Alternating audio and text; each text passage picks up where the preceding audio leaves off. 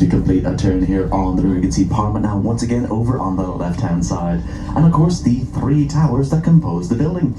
And the tallest of which, with the Union Jack on top, that is Victoria Tower. Now, originally that was the entrance to the Royal Palace, but now it is the home of the Partridge's Manor. And I've no idea what that entails, but if you are planning to carry some salmon today, make sure you do so in a non-suspicious manner. The Central Tower, not much to say about that. It's just called the Central Tower, and it's just a giant chimney. And of course, the third tower, the Clock Tower, probably the most famous landmark here on the River Thames, known the world over as Big Ben. But in a twist worthy of an M. Night Shyamalan movie, I have to tell you the name of that clock tower is actually not Big Ben.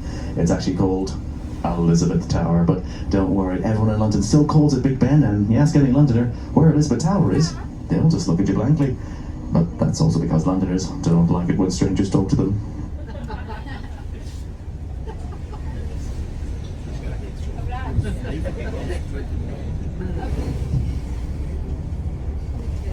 Now, Big Ben in fact refers to the 13.5-ton bell that resides inside the clock tower. So you can always hear Big Ben chiming, you can just never see it.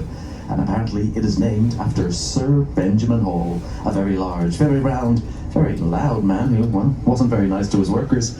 And so when the time came to install the 13.5-ton bell, they took one look at it, saw that it was also very large, round and loud, and said, the bell looks just like Ben, and thus the name stuck. Part of a competition back in 1994 to find a new landmark to celebrate the millennium. And the design for the London Eye came in second place.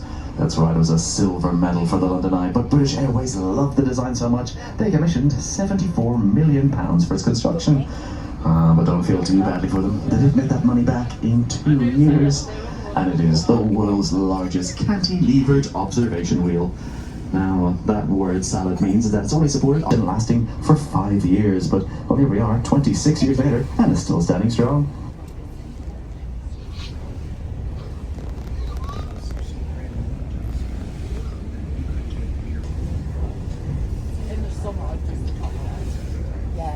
And over on your left-hand side, you'll see a white square.